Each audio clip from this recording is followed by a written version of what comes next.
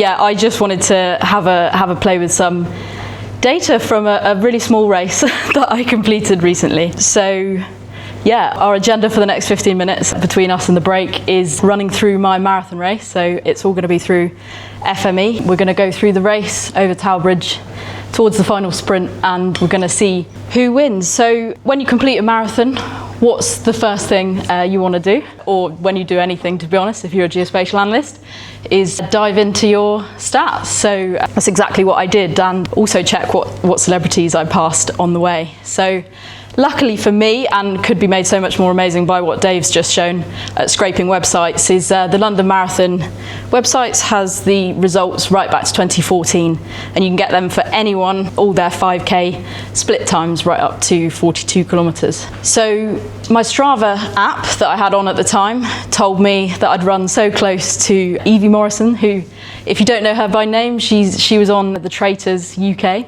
which was filmed up here in Scotland. It said we ran so much of the race together that we joined together on Strava in a little group. When I saw my family about halfway, they said if I just sped up just a tiny bit, I would catch Ramesh Ranganathan, who was set off a little bit ahead of me. So that was one challenge. So I downloaded my data. So where do you start? I start in FME with everything. So I had a quick look. This is actually my kind of GPX data that came through for me.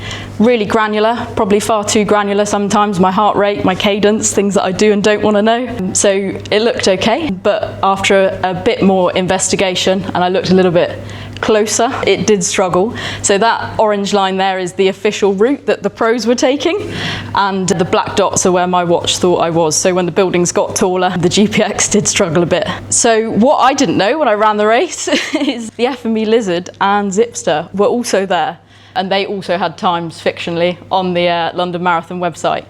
So we've got a race building up here. We've got me, Ramesh Ranganathan, Evie from Traitors, Zipster and the Lizard all fighting for first place. So as I mentioned, the GPX data there was a really useful transformer that I hadn't had reason to use before called AnchoredSnapper, which brought my points kind of back onto the racing line, which I assure you I did take, and some kind of reprojections and stuff like that. So that's going around the Cutty Sark, which is honestly like running around a stadium. It's so loud and there's so many people. It's an incredible experience. For everyone else, I just had those kind of 5 kilometer times from the website. So I had almost second by second for myself, but for everyone else to recreate this race, I had to go and get some other data. So yeah, you can see the split times there. So assuming they stayed the same times between at least each 5 kilometer chunk, either speeding up or dropping off, I was trying to work out kind of who was where and when, and was I beating them? So I took the official route, divided that up into 5 kilometer chunks so I could match where they were at each 5K, and then break that up even further, so working out who's where and when. So yeah, just a fun fact that made my maths really hard whilst working in FME is a marathon is actually 42.16 kilometers, and that is because in the London Olympics back in 1908, they wanted to watch the start of the race from the lawn in Windsor Castle, and they wanted to wave everyone past from the royal box when they finished. So yeah, that made my maths really fun when trying to chop up these lines. So just jumping over to FME on kind of how I broke that up. So what you can see there in the inspector is the full race. There was a really useful custom transformer called Line Divider that broke that up into 8.4 equal, not equal 5Ks, so that's 8.4 park runs in my head.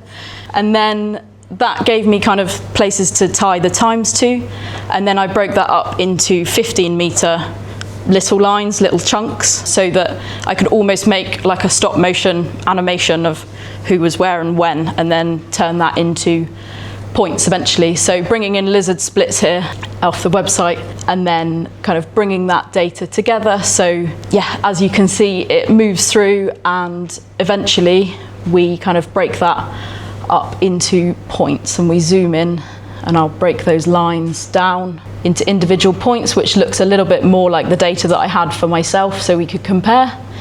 And then there's some really useful features if you haven't explored them before. Looking at kind of rows in your data, you could pull a value from the row above or the row below. So To look at time in the race, I wanted a start time and an end time for each point.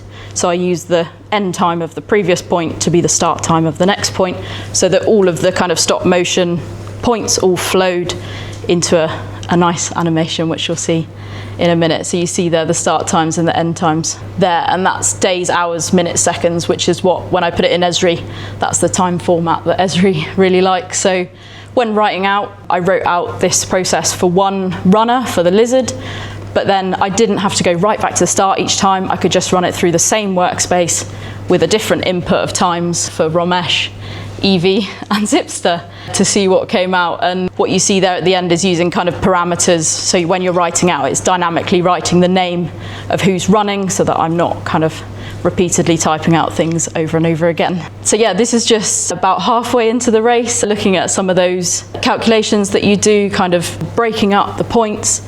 And you can look at the number of seconds that have passed between each point and how far you've travelled in that time. And those adjacent features were also really helpful at cumulatively calculating how far through the race this specific point was. So you know how far you are at 21 kilometres and what time it should be based on who you are. Then I just started exploring transformers in FME, and we came across the chart generator. And this is unfortunately my heart rate during the race, which I think you can see after about halfway was when the run walk began. So my heart rate is dropping there when I'm catching my breath, and then I realise I've got a race to win, so I pick it back up and run again.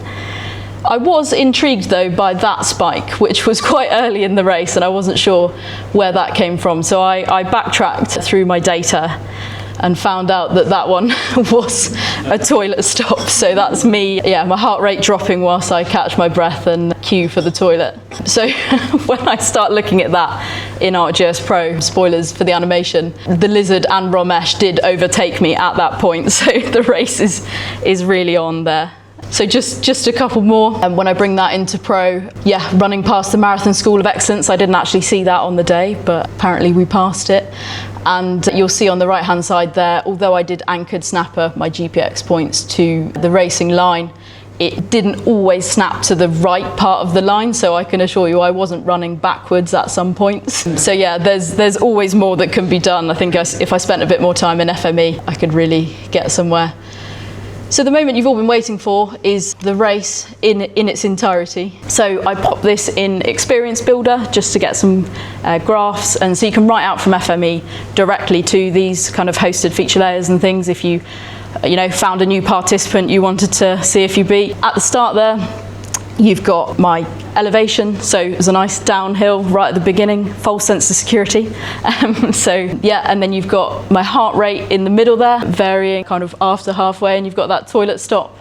And then my cadence along the top, so that run walk is really distinct there after about halfway, but it's very small, but you can see the winners of the race there, not looking great for me, I don't think, at the end. So in summary, who takes first place? It's not over yet. There is a bit of a catch in the animations you've just seen. So everyone else's data was processed in the same way, but mine was actually raw data from my Strava and Garmin output. I actually started in a later wave than everyone else, so although I look like I'm losing by a long shot, I actually, yeah, I've got 4th place there at the moment, but there's a date time calculator in FME, which instead of going right back to the beginning and redoing my data completely from scratch, you can just adjust every single point all in one go.